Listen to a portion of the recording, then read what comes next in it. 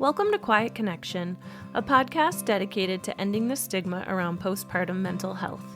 I'm Chelsea. This week, I'm connecting with Sasha and Alex, founders of Thrive After Baby. Both are mental health professionals who have shifted their focus toward postpartum people after experiencing PMADs themselves. Alex and Sasha both agree that it's crucial to have proper support and be able to have open conversations about the realities of motherhood. Here's their story.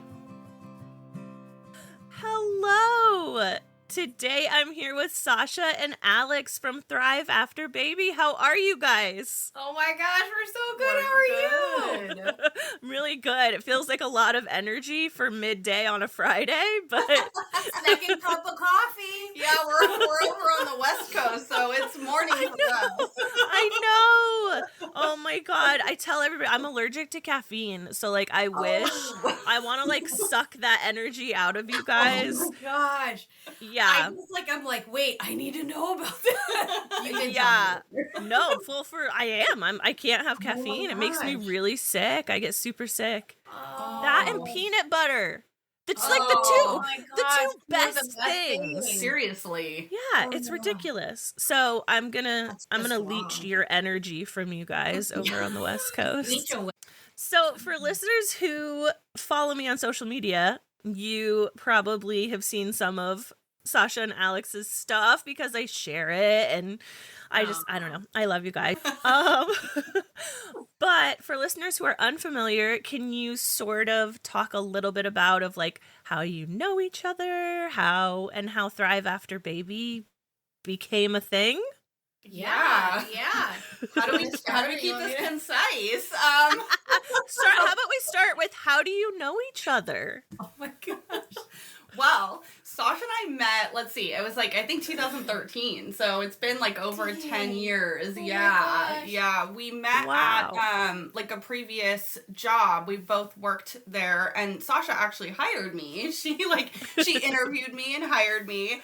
And we were at that same job for like many, many years. And we always had like the goal of launching on our own, being in our own private practices. We were in like the treatment center world. And also had like kind of private practices on the side, but then we're like, we really our future goal is to be in private practice and do more. And we've just been together ever since. Well, and it's cool. Like I was like having flashbacks of thinking like I remember this day Alex peeked her like face into my office and was like, I'm gonna start doing these trainings. Like, do you want to do them too? And it was like doing like really diving into perinatal mental health because I don't think either one of us at that point had really opened up to each other about the S show that each of our lives were at that point because we were both like in the thick of it, like at work, like hey, Yeah. and yet the darkness that was behind the like smile, was there for I think both of us, right? And so I was struggling with postpartum depression. Alex was struggling with postpartum anxiety. And as we were like coming through it, really starting to realize like, okay, what we're struggling with, really wanting to help other moms. And so we started just diving into like any type of training to take like our anecdotal experience and put it into a tangible way to help other people is like, we were signed up for that. Like you named the training, we were there, like we wanted to know all of it, Yeah. And so we were at this one workshop and we were telling our mentor, because the whole workshop was about how to take what you're doing in the perinatal world and make it really tangible, like how to make treatment more accessible, like how to do something different. And we were telling her like groups just aren't the thing because moms can't get out of the house, like, or their partners are refusing to go to therapy with them, or it's not affordable, or they're in a state where there's no one that's able to support them because no one specializes because they're in a small rural town. Like this has to stop. Like this is so nuts. And us as therapists not realizing what we were struggling with. And there's a whole other layer there I find with like mom therapists of like this piece of like we're supposed to know, so like how dare us struggle also and be human, Mm. So we were talking with her, and all of a sudden we were like, okay, this is what we need to do. Like it needs to be something online. It needs to be some type of course that people can go on and take it online at their own pace, at like whatever makes sense to them. And although it will not be therapy, it would not be the same thing as if you were sitting in our office. It's some form of actual tangible help that's based on real stuff, not just like, you know, this helped me, so it might help you, you know, but real, right. like tangible stuff, evidence-based stuff. So we started working on a curriculum. And by this time it was fast forward like several years, but by the time we're at this point, like out of our like, you know, like struggle, I'm pregnant already. Alex is pregnant soon after, because our kids are both like the same. They're about 3 years apart from each other. So it was just really neat. So it came out really organically. We started working on the curriculum, and you know, we just ended up creating 2 different courses. We realized by the end of it, it wasn't one thing, it was 2 things. It was, 1 is addressing the challenges in coupleship after baby, and 2 is addressing like, where's the root of the stuff coming from for you? And here are some tangible things that you can do, but you can't just do the skills, because the skills put out the spot fires, but they don't address why they keep happening, right? So I think that's the unique thing about our courses too, is that we really try to help people understand like the root of the issue, like all that childhood or relationship stuff that all of a sudden pops up when you become a mom and you realize how much reparenting you're really needing. And we just dive right into that. So, and then we did it a little backwards, where like we created our courses, and then we really realized like we want an online community of like moms where we can really offer them support for free, right? Like get on there, really talk about our experiences, really share the tangible things, the actionable things that really have worked and can work, and like Sasha said, are evidence-based, to really help you feel better, and that, you know, it can be accessible, because although we want people to like be able to buy our courses, we also know that not everyone's able to do that. And so that's where like our Instagram page then really kind of grew out of, was wanting to meet this need to like really reach moms everywhere, right? Like across the world if we can, right? And so it's kind of just continued to like grow and develop and morph into like what it is today, which is really exciting and just like really, really fulfilling for Sasha and I. Because like it's like we always kind of joke that it's like our 3rd baby, like Thrive After Baby is our 3rd baby. And it really is, you know. We just love this, and we love supporting other moms and talking to other moms that like are in it, you know, and just letting them know like you are so not alone, because I know I felt like I was the only one when I was in it, you know, and I was so terrified to like talk about kind of like what Sasha was sharing. I was terrified to admit that I wasn't okay, because I didn't know what that actually meant. And also there was like this part of me that thought, well, like this is what motherhood is, because a lot of people kind of told me that. Like this is just how it is, you know? And so I thought, well, then I guess I have nothing to complain about, and I just better, you know, suck it up and stay quiet. So we really want to bust through that, and really change the narrative. That's our long-winded answer. That's our really long-winded answer. Yeah. That's your origin story. Like, I don't know, like 3 sentences, and we're like, anyway, let's just go down this road. No, it's perfect. It's perfect because it already sparked like questions that I didn't have. So a couple of the things that you said in your origin story got me thinking. One of them was talking about how you were both working in mental health in the same office, and you still didn't feel comfortable talking about how you were feeling. Yeah. And I think that I correct me if I'm wrong, but you may have even said this, I think that there's this like notion that if you're a therapist, you can't also be human. You can't 100%. Right? Yeah. You're a mental health professional. Like you don't suffer from a mental health condition. And that is so not true. Yeah. And you said the trainings are sort of what got you talking about it. I definitely find that for many of us who are moms and therapists, like anyone in the mental health profession, I feel like it's really common to feel like because there's a perception that we know, right, then we must be the best wives, the best moms, the best, like, you know, because you know all the skills, right? Like, you know the stuff you're teaching me, so like you're perfect, right? Like, and it's like, you know, no. But like I think like for me, I'll speak for myself. I bought into that of like this piece of feeling like I should know, I should have it together. And so I need to make sure that when I'm at work, I use all my energy that I have to be able to project that out, that I'm okay. Right. And being okay. And it wasn't that there was a lack of safety necessarily, or like, because like that piece of like we didn't tell each other, it was like, for me it was like, I don't know what it was for you, but for me it was shame. It was like this, that piece of like I should have it together, and I don't, and I'm trying so hard to fake it for all of you right now, so please don't even ask, because I'm gonna have to give you a really fake response. And I'll tell you like the minute story, you know, like of my day when the rest of the day sucked, or, you know, it was really hard.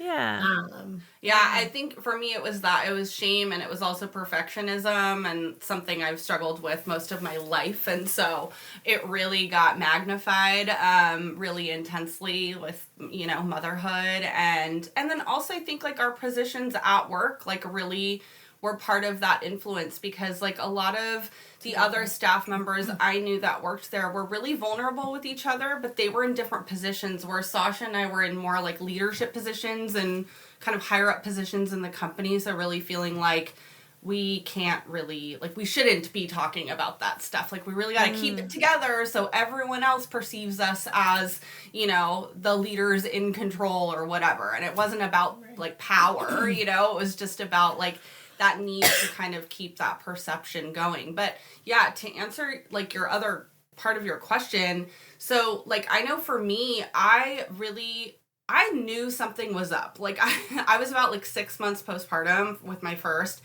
and I knew, like I said, part of me knew this isn't normal, like what I'm experiencing, that this has to be more, because I'm having intrusive thoughts all the time. I worry about everything. I'm overwhelmed by like the smallest things. I'm irritable, and that's not typically how I am, right? So like there was part of me that knew, okay, this isn't how it's supposed to be. But when I was taking an initial training on perinatal mental health through PSI, because I knew I wanted to work with moms after like my own experience. I also experienced birth trauma, so like I really wanted to help moms that have had experienced that as well. And I'm sitting in this PSI training listening to the description of postpartum anxiety, and that was for me the moment of holy shit, this is what I've been struggling with. So yeah, I knew I just kept lying. For me on that part, it was I feel like I knew I was effed from the minute my daughter was born. I'm not kidding. Like, my first daughter was born screaming her brains out. Like, it was so traumatizing and like overwhelming. Like, she screamed so loud post-birth that every single staff came in and said, like, we have to meet this baby because we've never heard a baby wailing with the type of lungs your baby is wailing with. Oh my God. And I couldn't breastfeed right away. Like, and then the nurses were like really harsh, or it felt really harsh on like grabbing my body like I wasn't a human and trying to help me, but being really critical. And so right away I was sobbing like all day, you know, and I mean, it was like right away I felt like a failure. You know, did I know that it was postpartum depression? No. I didn't probably suspect it till about week 3, when I literally was having thoughts of like, I remember snapping at my husband and telling him like, I don't think we're working anymore. We can, like, we were good at this before, and I just don't think this is gonna work anymore. And like hearing myself say that to him was almost an out of body experience. Like, holy shit, like I'm just about to blow up my life right now. Yeah. And really realizing like the level of hatred I had, like of disdain, was like terrifying to me, because my husband and I are like best friends. Like, we are so close. Like, so like to hear myself saying that and like crying in the other room, like, I like was just like, I remember having like these moments of being like, this is not okay. Like, this can't possibly just be that, like, this is harder for me, or this is harder for my husband. Like, this is like something else is going on. Then the shame kicks in, then the lying, it's like, then, it's like, okay, now something's wrong, but I'm going to just keep pretending like I'm okay. 'Cause like, I can't have this. Like, it wasn't until I started feeling like a little bit better that then it was like, okay, now I'm working through this stuff and really looking at like, okay, now that I'm at the point of feeling more like myself, I want to help other people with this stuff. And then so the training was like, that was when we realized each other was like kind of like in it, Okay. And like, oh, okay, like you too. Okay, now I can like start to be a little honest about my situation. Whereas like before, it'd be like, hey, how are you? Oh, I'm so good. So good. It's so beautiful. Everything's wonderful. Yeah, it's wonderful. Ugh. Super big eye roll for listeners. I know. And it's like, and like, it's like, of course, like there was moments where like, I mean, I love my daughter. Like, I loved her. But it's actually, that made it even harder, because I constantly felt guilt for like 90% of the day, hoping that she wasn't catching that I was internally miserable. Like, and really trying to be happy, which felt so messed up to have to try to be happy for having this baby that I really wanted and really did want. And just feeling like I don't even know how to find myself again. Like, I'm so lost, Yeah. Everything that both of you have said is so relatable. And the theme that I get, the word that comes in almost every single episode is shame. That shame, feeling that shame. So yeah, therapists and mental health professionals feel it too. And I love the recap like statement, and I'm like, dang, we took that far a direction. So another thing that you said, you were talking about how like these types of programs, these help programs for moms and parents and caregivers, they may not be as accessible for people who live in like small rural areas and things like that. And I'm in Vermont. We're tiny. There is nothing in this state that is tailored toward postpartum and perinatal mental health. We don't even have a PSI chapter anymore. We did in the past. Yeah, we did in the past. And on a previous episode, I spoke with a postpartum psychiatric nurse who used to be part of the PSI chapter in Vermont, but it fell apart. Wow. Yeah, I'm hoping to... It's a lot of work, yeah. I'm hoping to bring it back somehow, whether it be... I mean, I'm not a mental health professional, but I want to kind of noodle my way into the people that I've met through this and bring it back. But anyway, I'm curious how, and maybe it's because you guys are mental health professionals, like how did you know where to look? How did you know how to find the trainings? How did you know which trainings would be most beneficial? And what kind of support would be best for the two of you? Because coming from someone who's not a mental health professional and is just a mom who went through it, I had nothing. And I didn't even know about PSI. Yeah. I didn't know what PSI was. Yeah.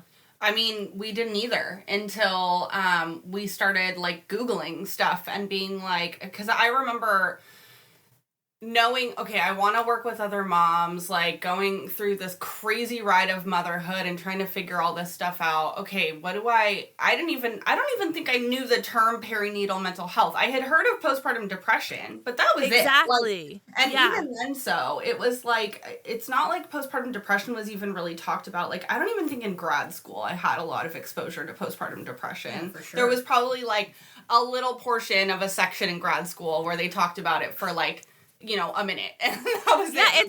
it's not in the DSM. Yeah. Right. So, yeah. I remember just like Googling, like working with moms in therapy or something like that. And PSI was like the first thing that popped up. And so I opened up their website and I was like, what is this?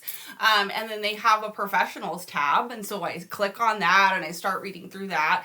And then I see their training and I see that they have a perinatal mental health certification. And I was like, what? That's amazing. So, and because they were kind of seen as like, I mean, they still are like the head of a lot of this stuff, when I saw that they had like a basic training to kind of start with, I was like, this is it. This is where I'm gonna start.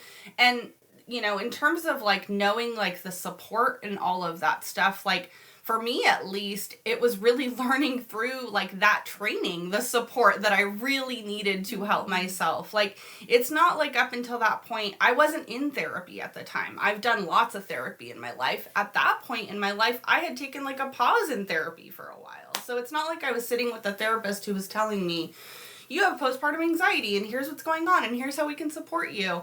And even if I was, that person wasn't, like, if I'm thinking of any of my past therapists, none of them were trained in perinatal mental health. So would they have even helped me? Because unfortunately, a lot of therapists are not trained in this stuff and they can unintentionally do a lot more harm than actually good.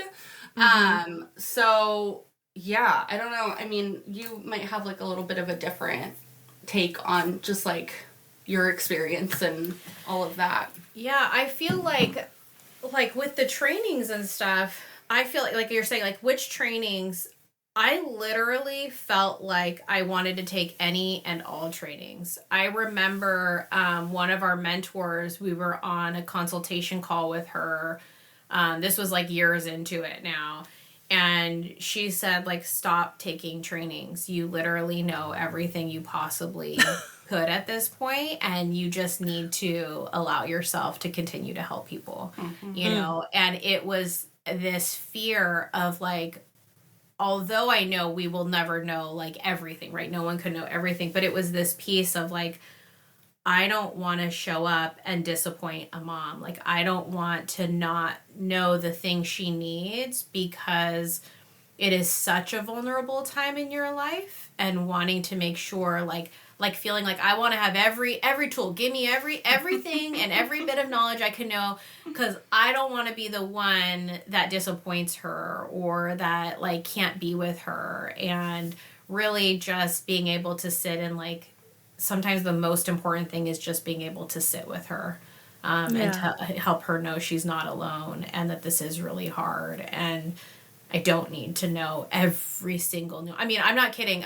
It's probably in this office. I'm looking around for it. I have like an OBGYN book because I bought I'm not kidding. Because, we'll meet with moms that, there's medical trauma that is associated now, right? And so, like, really understanding all this, and I felt like I need to know every complication that can happen, and realizing, like, I don't, and it's okay to say, tell me more about that, and not feel like I need to know, and that's not what necessarily every mom needs, is to say, like, oh, I know exactly what that is, Because you never will, even if you've gone through something. Like, I was literally just talking to a mom the other day where her birth story sounds very similar to mine in a lot of ways when you just look at, like, the little contextual pieces, right? But her experience is never going to be what my experience was. And if I operate from this place of, I know exactly what it's like to go through what you went through, like, I'm not going to help you.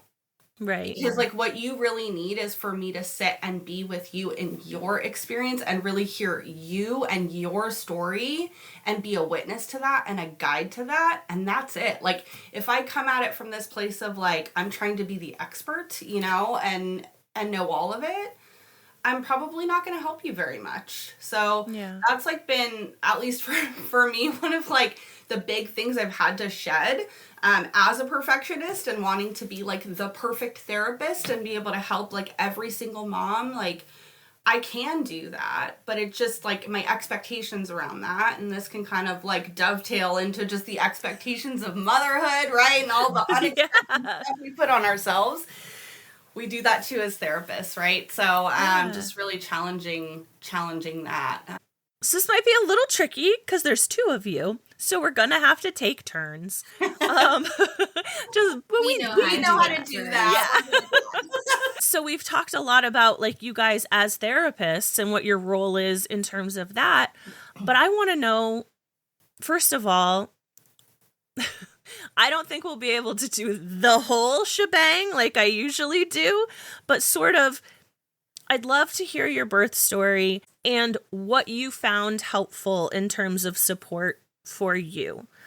Did you always picture yourself having kids? Yes. Yes. Both of you, yes. Absolutely. Mm-hmm. Yeah. Okay. And then I guess if you could tell me a little bit about that journey into becoming a parent and what kind of support systems you had around you or didn't have around you during that period. I'll go first is because I kind of shared some of the birth story a little bit. So like piggybacking off of it, I would say my pregnancy, I'm very fortunate. My pregnancy was probably one of the most beautiful times of my life. My first pregnancy and even my second.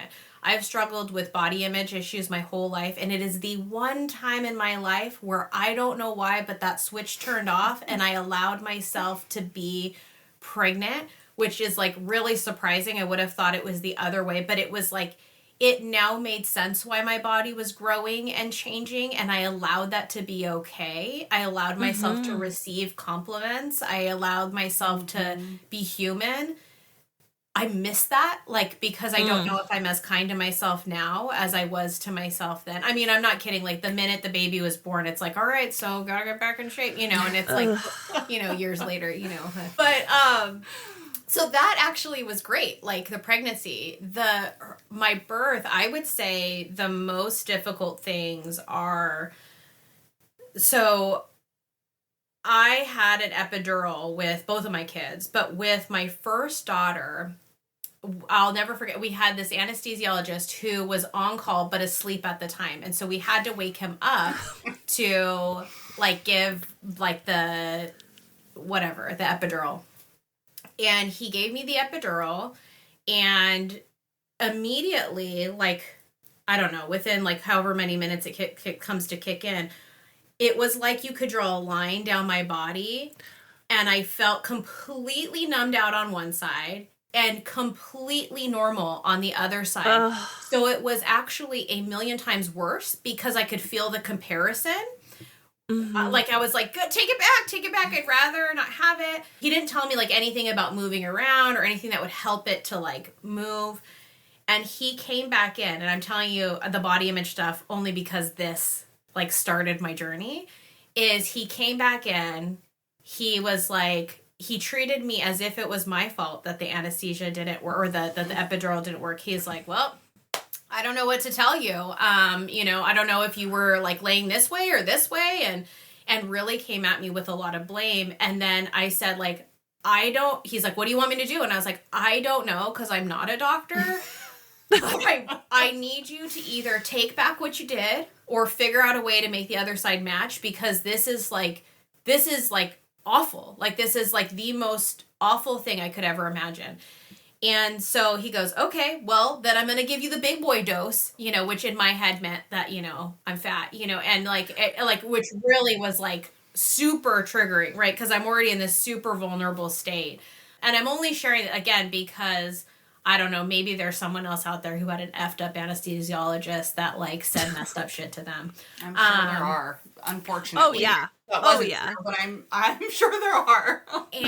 and it was like, I was like, well, that's fucked up, but yes, give it to me. And so he gave it to me, and he gave me such a high dose that actually he numbed out my body so bad that my blood pressure started to drop.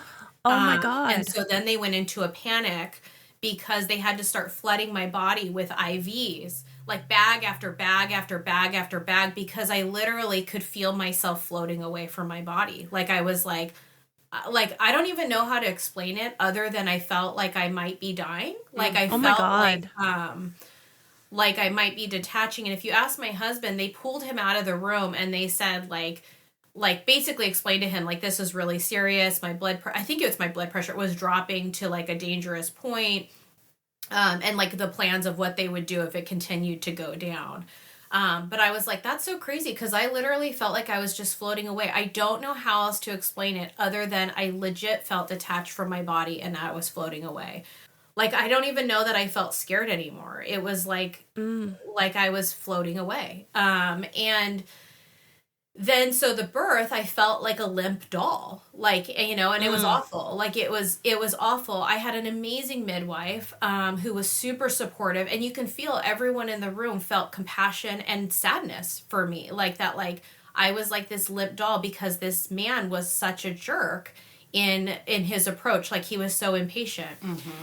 And so then I have my daughter, and I'm sure to some extent, on a level, like she could feel all the shenanigans that was going on, hence her coming into this world screaming her brains out. I would have too, you know, if I could, you know. And, you know, and then that's how our journey started together. And then just the breastfeeding was really difficult. I really legit thought that all I had to do was put my nipple in her mouth and magic would happen. The angels would come out and she would drink my milk. And it was not that way. Spoiler alert. Spoiler alert. Yeah, it was terrible. So finally I had one nurse that was really sweet, and like she just took her time and she just sat with me, and like she asked permission to touch me. She like helped me guide my own hand, and we kind of figured it out. We later realized like there was a tongue tie issue, and like like there was just so many layers of that. And then, like I was saying before, the first couple weeks just feeling like this monster inside of me. Like I was just so sad and so angry, like a type of anger. Like I'm a pretty like chill person. Like I'm not an angry person. Like I don't think most people who know me would describe me as angry. Not even a little bit. Like I don't even know that I've ever seen Sasha angry. Like maybe like a handful of times, but yeah, definitely I would never describe her as an angry person. But I was like legit like internally rageful. Like I felt like I couldn't understand how my husband couldn't understand what I was going through, like, and how I felt, and why couldn't he get things the way that I wanted them to be. Like I was so internally controlling and probably externally controlling because my world felt incredibly chaotic. Like incredibly chaotic. And it wasn't. If you were looking on the outside, it would have looked boring, but not chaotic, you know? But you were also doing a lot on your own too, like going back to like the support. Yeah. Yeah, that was my biggest like thing is like, so I have a really big family, and lots of people offered support, but because of this piece of feeling like, and maybe call it perfectionism, maybe something else, but this piece of feeling like, well, no, a good mom is able to do it on her own, you know? And I think there's like a family cultural component to this of like, in my family, we all are really good at pretending you're okay when you're not. And we're like, now I feel like my immediate family, we're really good at just not being okay if we're not okay. But my family of origin, like that's really the story, is like we're really good at that. So how could I ask people for help and have them come over and actually have it be helpful if really what I would be signing myself up is for however many hours of acting that would be like, you know, so people would ask, can I bring you lunch or can I do this? And it was like, no, I'm good, you know, but I mean, yes, I could have used the help, but the thought of putting on a mask for that much time was absolutely like not an option. Like it was like miserable. I actually felt offended internally when people would ask at some point. I remember feeling like, how dare you? Like as if people should know, even though of course, like how would people know? Right. Because on the outside, I'm like, oh, I'm so great. Rah, rah, rah, rah. You know, I know so much, you know? And yeah, and my husband at the time was a lineman, which is like, you know, power poles and stuff like that. And he basically didn't live with us. He was an apprentice lineman at the time. And so he was traveling all the time. And so it was like I was a single mom by myself. And like, I just have so much respect for single moms because it was like, it was so much. It was so, so much to be in it by myself. And like, everything was on me. Every need that she had. And feeling like every time he would come home, he would disrupt the ecosystem. So I wanted to be excited he was coming home, but I would actually dread it because my daughter would scream and cry when he would try to hold her or do anything because he was like a stranger to her. Yeah. So eventually, fast forward, my husband started to struggle with postpartum anxiety. And he started to have anxiety all the time at work, like that, like something was going to happen. Someone on one of his crews, actually something did happen to them. So it reinforced it even more. Ugh. And he ended up leaving the career he absolutely loves and still regrets to this day and may end up going back to be a lineman. But he left his entire career to work in an office at that time because he had so much anxiety, like, and didn't realize he was struggling with postpartum anxiety. Cause like in his mind and in our mind, it was like the word postpartum is for women. It's not, right. It's for moms. Mm-hmm. It's not dads. Dads don't do that, you know? And man, like having that label, it was like the start of our journey and like accepting support, accepting help. And the biggest thing for me has just been talking about it, you know, whether it's in any sort of environment, is really talking about it. Mm-hmm. And getting help from the right people, talking to the right people, surrounding myself with people who I can be myself with and be real with and not be perfect with in whatever form that looks like, you know? So yeah, I don't know if that answers everything. I want to make sure you tell your story too. Yeah, that does. And I love that I don't love that your husband experienced postpartum anxiety, but I love that you brought that up because dads and partners are so often dismissive of their own symptoms and their own struggles because they're like, no, this doesn't happen to us. Mm-hmm, this isn't an us thing. And it absolutely is. Mm-hmm. Yeah. So for mothers and birthing people, we all know it's, as we're recording this, it's maternal mental health week and month and all that. So we are 1 in 5. 1 in 5 birthing people are going to experience a postpartum mental health disorder. And I believe it's 1 in 10 men or partners will also experience. So it is not uncommon at all. And I suspect it's higher for the reasons that we're talking about, right? That typically partners aren't talking about it, right? Because they think like, well, that's not for me, right? Or right. Like, I didn't just have a hormone drop. Like I didn't, And that's like, not what it's about. And the research now is saying, like, since the pandemic, it's actually close to 3 times higher for, like, any perinatal mood or anxiety disorder for moms, dads, whatever you are, right? So, like, I mean, this stuff is really real and it's affecting a lot of people. So, I'll share a little bit about my birth story. Similarly to Sasha, my pregnancy was beautiful and pretty uncomplicated, and I similarly felt it was like the most confident I had ever felt in my body. I just felt like I really accepted my body for the first time ever and actually felt beautiful for the first time ever. It was a very bizarre experience for me because that was not what I was expecting. I was expecting the exact opposite. But yeah, I mean, it was really a pretty incredible experience to go through pregnancy. And it also was like the first time in my life where I felt like I really was good at setting boundaries and taking care of myself unapologetically. I can very much be a people pleaser and default to everyone else's needs and wants and all of that. And during pregnancy, it was literally like a light switch, and it was like, nope, not anymore. I have this baby to take care of, and that means I got to take care of myself. I wish that would have translated to postpartum. It didn't translate as much postpartum, so with everything, my pregnancy went great. Everything was fine. I get into labor and delivery. Everything started out great. My epidural thankfully worked for me.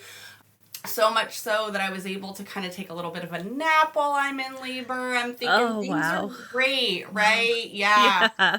I'm progressing, right? I progress finally to, 10 centimeters, and they're like, okay, baby's still high. She hasn't dropped yet, so we're gonna up the Pitocin. And they did that for a bit, and I had been in labor for about like close to 18 hours at this point. And all of a sudden, baby's heart rate drops and cuts in half. And panic ensues. I mean, literally, like, all these people just start pouring into the room. I'm freaking out, like, what the heck is happening? We go from this literally picture perfect experience to all of a sudden emergency mode. The doctor comes in and is like, we need to perform an emergency C-section. We don't have time. If we don't do this, she's gonna die. And so here we go, right? And so I'm being like wheeled in, no explanation of really anything that's happening. My husband's not allowed to be in the room with me yet. I had not planned for this at all. There was no point in my mind where I ever expected I would be having a C-section. Yeah. Despite taking birthing classes and knowing that, like, C-section is a possibility. I tend to be really anxious. I tend to think of all the what if scenarios. There was never a what if emergency C-section scenario in my head. So this all felt like out of left field. And so my husband finally is able to come in. I just felt really dissociated through the whole experience. At one point, I was so exhausted because I had been in labor for so long, and now they're yanking on my body, cutting me open, yanking on my body. I'm extremely nauseous and, like, to the point of dry heaving and telling them I'm going to throw up. I need something to throw up into. And I just was dipping in and out of consciousness. I felt like I was dying. I felt like kind of like Sasha was talking about her experience of, like, kind of like leaving her body and floating out of her body and all of that. I just felt, I had this moment of peace of, like, I'm dying. Like, this is what's happening, and I'm gonna die, and, you know, my baby's gonna make it, but I'm not gonna make it. Yeah. Yeah. Yeah.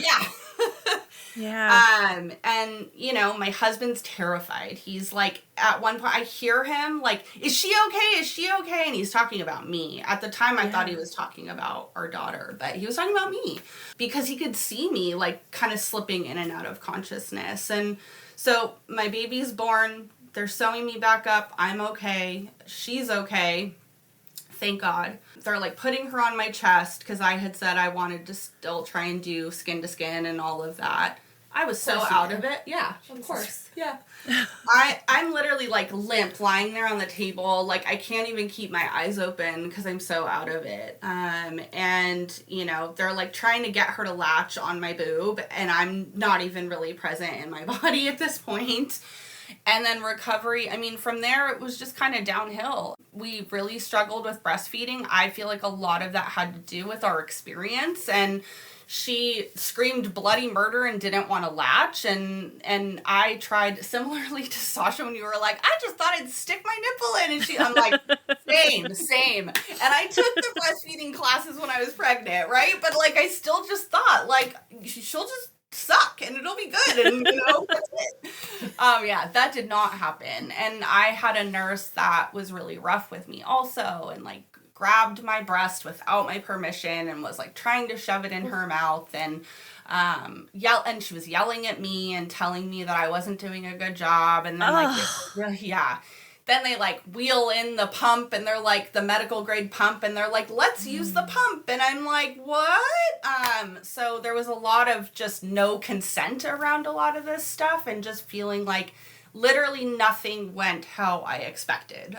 From the, I shouldn't say from the onset of my labor and delivery, because it did start out looking like it was going to go well. But then once, you know, the emergency stuff started happening, it was, like, kind of all downhill from there.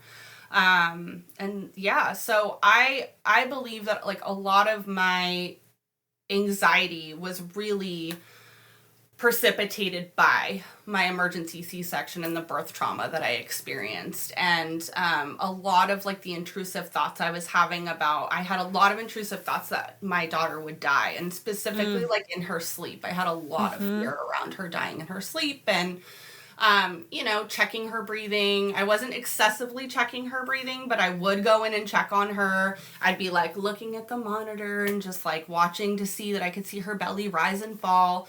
But just having a lot of intrusive thoughts of, you know, something really terrible happening to her. And I also really worried. I had a good support system around me. My husband, my parents, my in-laws actually stayed with us and were living with us at the time to really help take care of myself and the baby. So my mother-in-law would like make me breakfast and bring me coffee. So I had all these supports around me, while simultaneously just feeling so alone, and feeling like I couldn't really talk about how I was really feeling because I had everything, right? I had a healthy daughter. I was alive. I had all these people around me to support me. So like I should just be grateful and feel like okay with all of the stuff that I have around me. And I just didn't feel that way. And I struggled really hard with like trying to pump and breastfeed for a long time. And thank God my pediatrician, she was such a godsend. I remember being at like, I think it was like it would have been close to our 5-week appointment, because I tried for 5 weeks to just pump. I was getting nothing. Like I was lucky if I'd get like an ounce of breast milk. That brought a whole other layer of I'm a failure. Like I can't even create milk for my baby, and I can't breastfeed my baby, and oh my God, like I'm the worst mom ever. And so I remember my pediatrician just like, I'm sobbing, and she's like, you can feed your baby formula. She's gonna be okay. She's gonna be okay. You don't have to do this anymore. And that was honestly the permission I needed to let go and to be like, I'm not gonna pump anymore. I'm not gonna try to breastfeed. I'm just gonna feed my baby formula. Like, and I'm gonna let go of all of this noise that's telling me, because like there was a lot of external noise too. I was getting a lot of messaging of like, you know, breast is best, and you're gonna hurt your baby if you're feeding her formula, and you know, her immune system, blah, blah, blah, right, all this stuff. So I just decided I'm gonna let go of that. And that was the first small step in me starting to like really learn to take care of myself.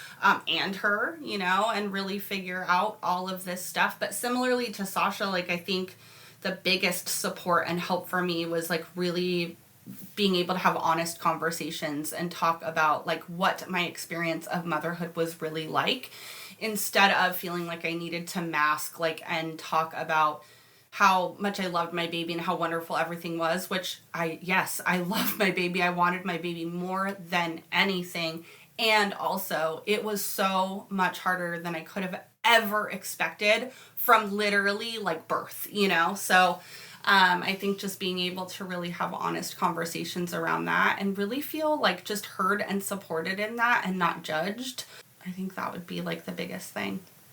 Yeah. And I think that's going to be like, right, individualized for every mom, Yes. right? Like, I think the best support any of us can have is one, honest support where we're not masking, and support that is specific to the thing we're needing help with, right? You know, meaning like if I'm really struggling with breastfeeding, as much as I might want to ask all my friends and as much as they might want to be supportive, it may not actually be super helpful, and actually I might dive deeper into shame versus having a lactation consultant that I can, you know, really ask all these questions. They're an expert on it and they're going to give me that feedback, right? Like I think in every type of challenge, looking at who am I going to be able to be most honest with and most vulnerable with, and who actually has this information that I'm going to need, right? Because that's going to be different for everyone, you know, and because I truly think like that really is one of the biggest things is like, where can I be most vulnerable in this area I'm struggling? Because that's going to be where it's helpful. Yeah. Something that resonates with me from exactly what you just said is I think so many of us, because we're feeling that isolation and that shame, we do look for others who are going through the same thing. And I think that can be helpful in some aspects, but then in some other aspects, it can be actually pretty harmful as well. The whole reason that I started Quiet Connection was I was like, is somebody else going through this? Is somebody else going through this? And all I could find were people on Facebook spiraling and spiraling and like, yeah, I went through this. Oh, I went through this too. And I went through this too. And I went through this too. And they're like, like I just spiraling down, down, down, down, down. So there's a place for knowing you're not alone.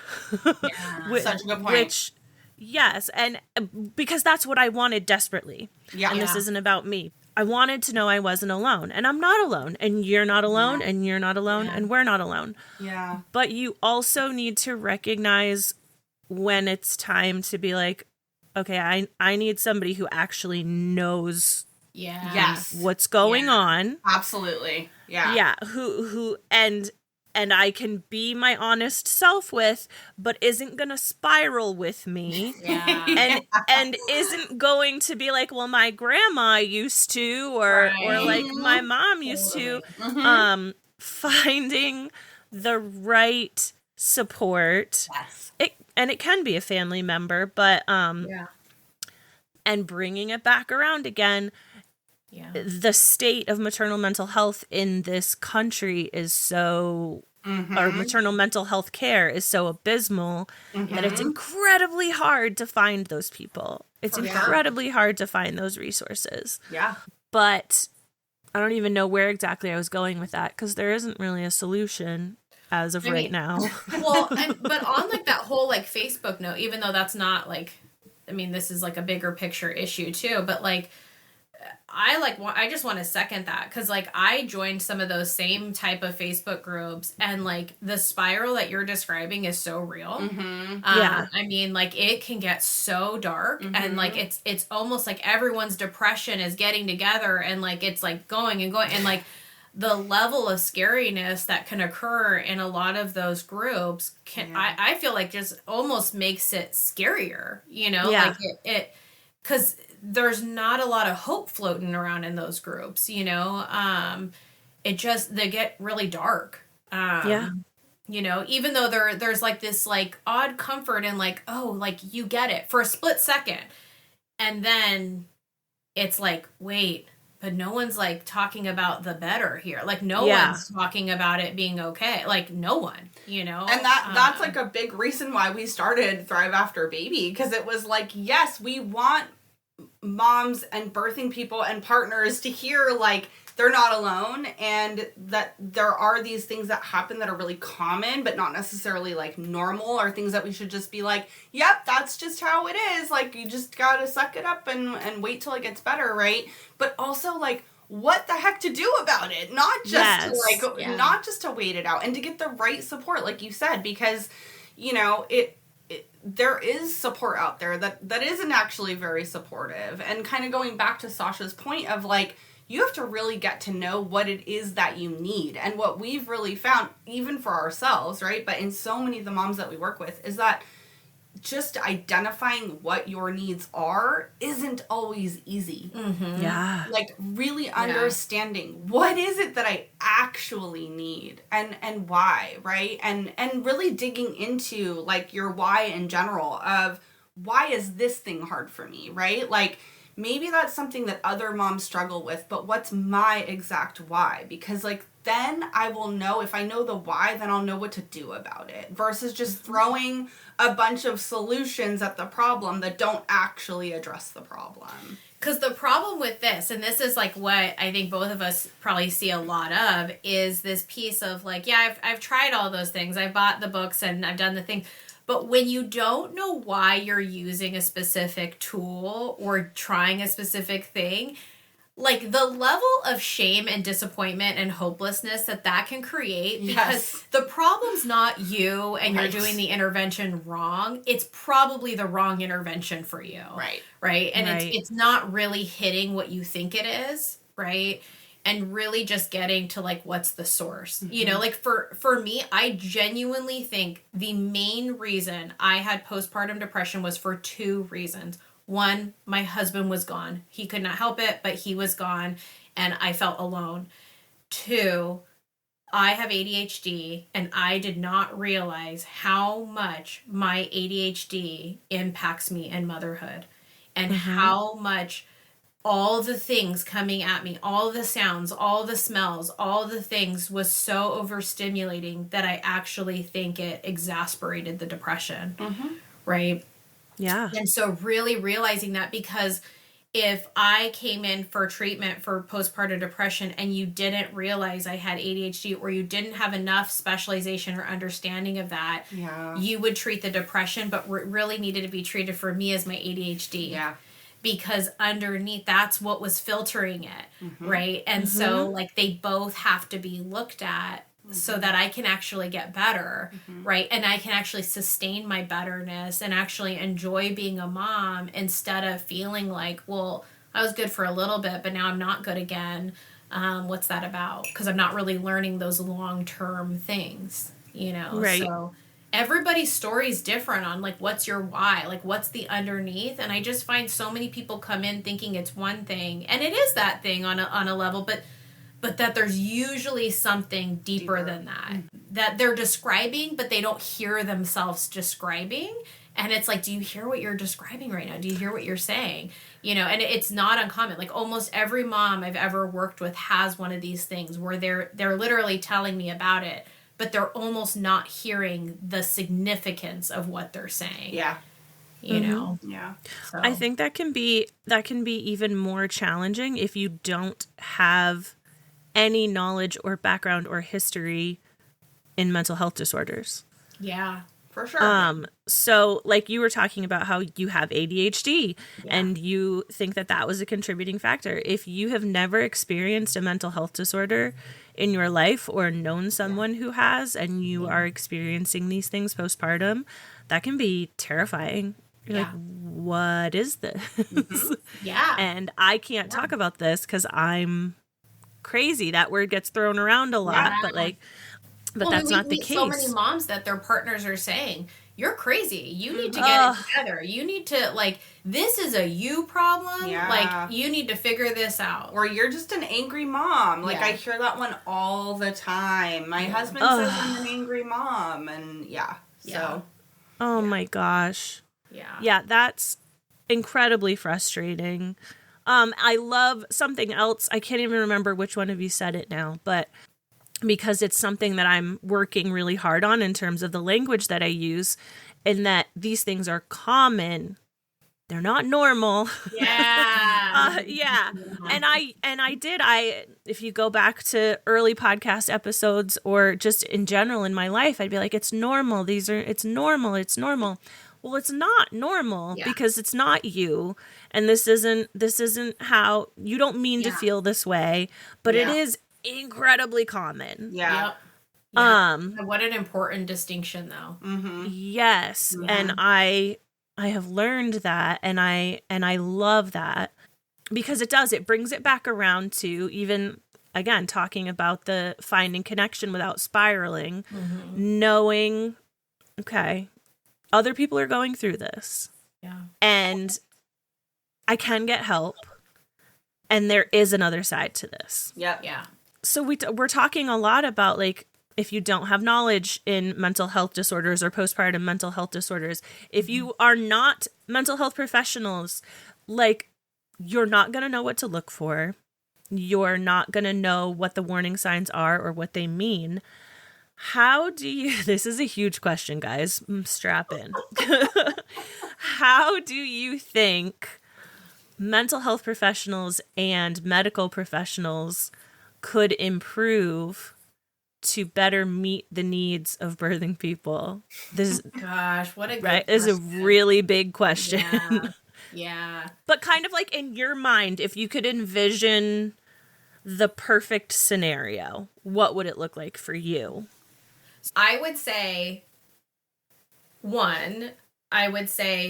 from from the point of you're in your doctor's office, that this would be something we're talking about, which leads to a whole other slew of issues, right? Because there's liability, there's lack of information.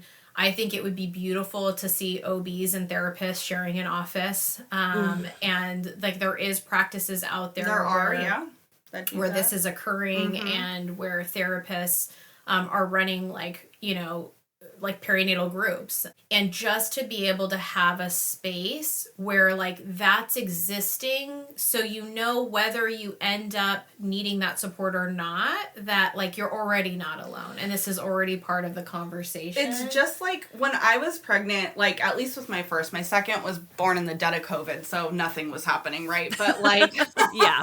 And thankfully it was my second and not my first, right? Which not all moms like got that, right? But with my first, it was so like, it was very much advertised and pushed. Go to these classes at the hospital where we're going to talk to you about breastfeeding and labor and delivery. And, you know, there were like, and baby care and all of these, there was like a whole series of classes that we went to that they were full. I mean, there must have been like 50 people or more in these classes.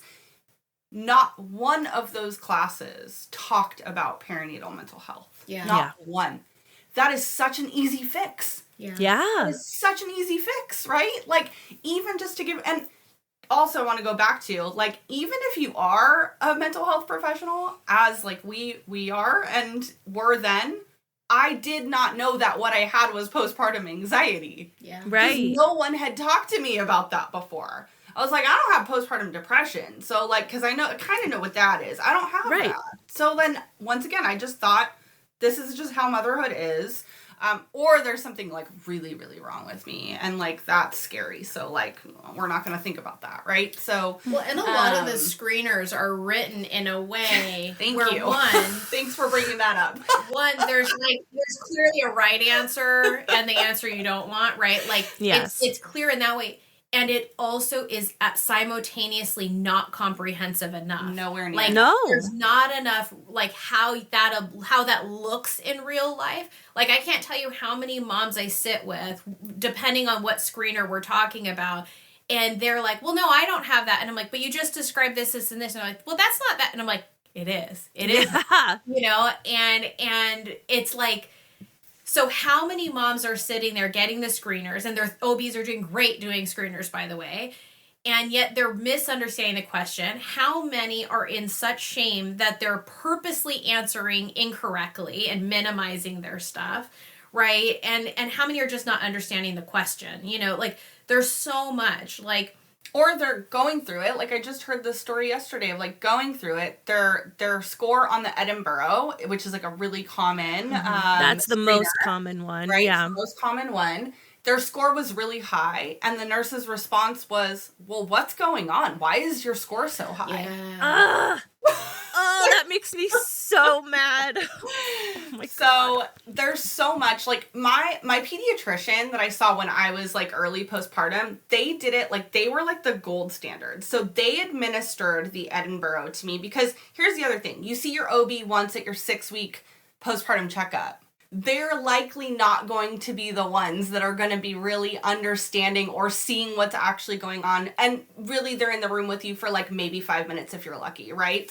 But my pediatrician, on the other hand, was seeing me constantly, right? Because, like, you're going in a couple days after baby's born, the week, the 2-week, right? Like, you're always in there. So they were giving me the Edinburgh at every single appointment. And they were asking tons of follow-up questions. It wasn't just, here, fill this out, bye. Like, they were actually taking a look at the screener and asking me deeper questions. They were taking the time to really be like, okay, so tell me about this, tell me about this. Like, my pediatrician, even just sitting with me, yes, of course she was checking my baby, but she was also really asking me, how are you doing? How much sleep are you getting? Are you eating enough food? Are you drinking water? Like, she was asking the important, necessary questions. So that's what needs to happen more. It doesn't happen. It often, like, that was, I got, like, the rare experience, right? Yeah. Yes. And I just think like big picture, because like, yes, all of what Alex is saying, and like just more, like, moms aren't talking about it. You're not seeing it on TV. You're seeing it more the last year or two since COVID. You're seeing more moms on TV with postpartum depression, which I think is beautiful. But culturally, like really, like even if you look at like how much postpartum support or like maternity leave people are getting, the message from the very beginning is you're supposed to just move on and have it like together and okay. Because if it wasn't the message, then we would actually have real maternity leave and people would be able to have, like, our culture would be so immersed in valuing mothers and the work that we do and caring for our children and raising our children that it would look so different. Like, yeah.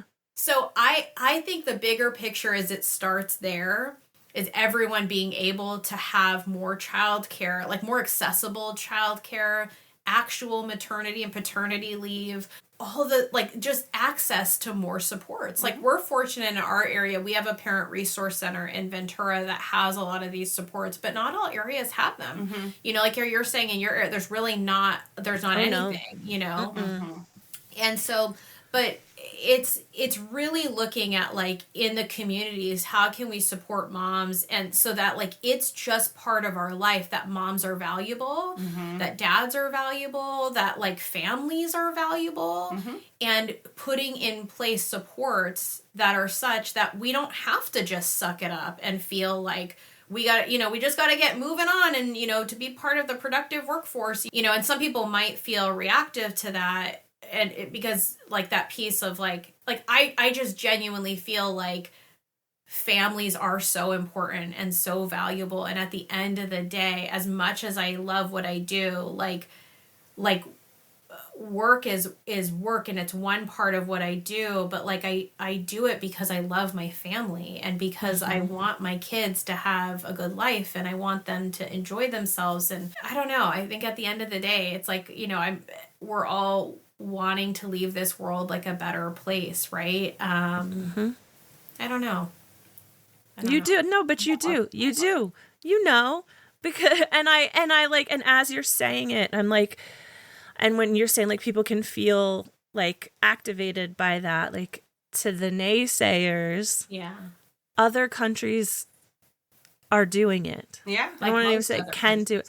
Almost all other developed nations are doing it. We can do it. Yeah. Yes, it's a big undertaking. You're talking about better childcare. You're talking about better family leave. You're talking about just more supports in general. Yeah. It's doable. It is not impossible. Don't let anybody tell you that it is. Yeah. But that's a whole other podcast. Yeah. Totally. Yes, it is. Oh my God. We could go on about that for a long time. Did you see my brain shut off for a minute?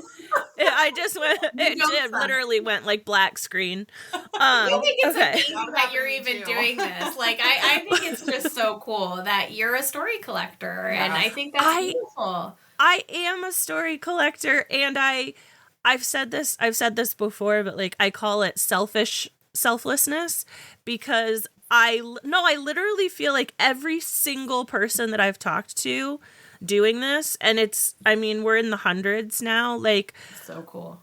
I may not agree 100% with their lifestyle, or I may not resonate 100% with their story, but I want them to have a platform to tell their story. Yeah. And I'm telling you with 100% honesty, there has been something from every single episode that I've done that has healed a little piece of me. Yeah. Even people, like I said, even people that I, like, fundamentally in life, we probably would not hang out. Yeah. Like, I'll put it nicely. Like, we wouldn't hang out. But I have taken away something, or it has healed a small part of me and my journey. Yeah. So, but I just feel like it's so important to tell your story. Yeah. But yeah, anyway, that's its own thing. Well, no, what you're doing is so cool and so special. And I think for having moms to be able to listen to a collection of beautiful stories, hard stories, right? And to be able to hear different parts of their story within someone else's story is beautiful. Yeah. You know, so thank you for letting us be part of that and just doing Thank what you're doing. you. No, but thank you, seriously, because I also have massive imposter syndrome. Like, I'm like, because we're still a small we're still a really small podcast. Like, I'm still growing, but I still feel like basket cases sometimes. We're like, yeah, man, like, you know, like I hope I'm helping someone out there, you know, yeah, like who let us drive this bus, you know, like I can't even.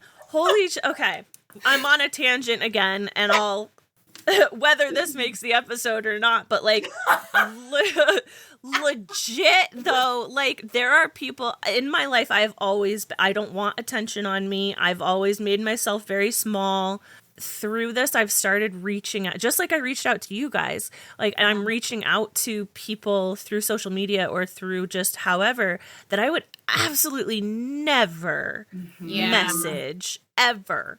Yeah. And but my imposter syndrome is like, this can't be real. Yeah. This isn't actually. That's this so is relatable. Why do you want to talk to me? Like, you know, but we're anyway, all people at the end of the day, right? Like, and it's like we're all part of this club we never really wanted to be a part of, but we're part of it. So, like, you know, embracing it and like, I don't know. I think there's something really cool in that at the same time, you know? Yeah. I've been really, like, my newest, like, mantra and, like, internal kind of thing for myself that's been really helpful is why not? Because, like, my imposter syndrome will tell me, like, why me? Like, who says that I can do this? And so why not, right? Yeah. Who says I can't? Exactly. And why do I continue to put myself in this space of, like, of playing small? And it's all for protection, right? It's that fear of a lot of different things, right? But really understanding where that imposter syndrome is coming from. And it's trying to protect me, and yet it isn't doing a good job. It's actually really harming me.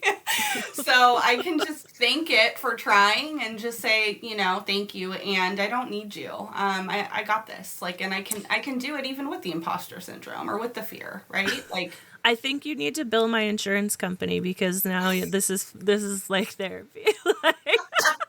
We say that to each other all the time. I'm like, yes, bill me for this. Like, yes, this is billable. This crossed over. And I just, like, this is not one of those, like, this is like, I feel like we could chill. Like, I mean, maybe I'm 100%. assuming here comes imposter syndrome again, but like, I feel like you guys are my people. So tell that bitch to get out of the room. Yeah. Tell her she's not invited. Oh my God. Okay. Oh my God. We have covered so much in such a short amount of time, and I absolutely love that we've been able to get your perspectives not only as mental health professionals, not only as mental health professionals who have certifications in the perinatal and postpartum field, but also as parents yourselves. This has been just such a wonderful development of rabbit holes and side stories, and it's just been beautiful. I guess I'll sort of wrap it all up with, what do you guys hope my listeners take away from this episode and your stories? Such a good question. I know. I'm like, I don't know. I guess I hope that, because for sure after, you know, it will be like the vulnerability thing, right? We're going to hang up and we're going to be like, dang, did I share too much, right? And you know what? I hope that in our series of overshares today... No, and you know what? The truth is there's so much more. You know, like we're sharing like the surface, right? Yeah. And I just hope that, you know, there's moms and dads listening to us that, you know, that see part of themselves and that may feel less alone, may feel motivated to get help, may realize for the first time, like, oh my gosh, maybe this is why my husband is overworking or drinking or avoiding me or grouchy or on his phone all the time. You know, like all the things, like maybe there's some clarity that comes from any of this for someone, you know, even if it's just one piece. because that's why we're doing all of this. Like, that's why Thrive exists, period, is like, we just want to help people. We want to help people hopefully not go through what we did. And if they are, to know that it can get better. Like, truly, truly, truly. Yeah, I think like that hope piece is like really big, and knowing like there is another side, there's a way through all of this, and that like you're never too much. Whatever it is that you're experiencing, it's not too much. And you're not the problem, you know? Whatever you're struggling with, like so often in this, we think it's me. I'm a failure. I'm not good enough. It's because of something that I'm lacking or I should be doing. We should all over ourselves all the time, right? And it's like... I love that expression. Such a good expression. Yes. But yeah, the reality is like the problem is likely... a lot of different things, right? And if we can identify the problem correctly, there is a solution, and it's not one size fits all, you know? But yeah, I would say that's probably the biggest thing I would want listeners to take away from this. I love it. I love everything that you guys are doing. Where can my listeners find you? I know you mentioned Instagram, but where can they find the amazing resources and things that you guys are doing? Yeah, so our Instagram handle is Thrive After Baby, right? And our website is the same, so thriveafterbaby.com. And, you know, you can find our free resources, low-cost resources, and information about therapy and coaching on there. Thank you guys so much. I told you I was like really low energy in the beginning, and now I'm feeling like, okay, I can get through the rest of my day. When's the hangout after? Yes! That's the hardest part of this. I can't even tell you. Yeah. All the people that I meet that I really vibe with, I'm like, oh, okay, let's go can't go get lunch with you. Just kidding. Yeah. It's not even lunchtime for you guys. I know, right? We can do virtual coffee or something. You can't. No, we can't. Never mind. Man. Virtual water. Virtual whenever you like to consume. Yes. We'll have some tea and spill some tea. And yes. Anyway, thank you guys so much for everything that you're doing. Thank you for choosing Quiet Connection to share your stories and what you're doing. And for sure, I will be following you guys in your journey. Same. Thank you. Yes. Thank you, seriously, for everything you're doing and for allowing us to be part of it. It's so important what you're doing, and you're making such a difference. So we're just so happy to be like a part of this and be able to share our stories. And yeah. Thank you so much to Sasha and Alex for such a fun and relatable chat. It's nice to be able to have these impactful conversations while also finding moments to just laugh. Thank you for the work that you're doing for birthing people in your community. And listeners, be sure to check the show notes for links to learn more about Thrive After Baby. You can keep up with us on Quiet Connection by following us on Facebook, Instagram, TikTok, and Threads at Quiet Connection Podcast. You can help our community grow by leaving us a rating and review on Apple Podcasts or Spotify, and consider sharing our episodes on social media. To share your personal journey, you can contact us through our website at quietconnectionpodcast.com or by email at quietconnectionppmh@gmail.com. Join us next time when another story is told and you realize you are not alone. I see you.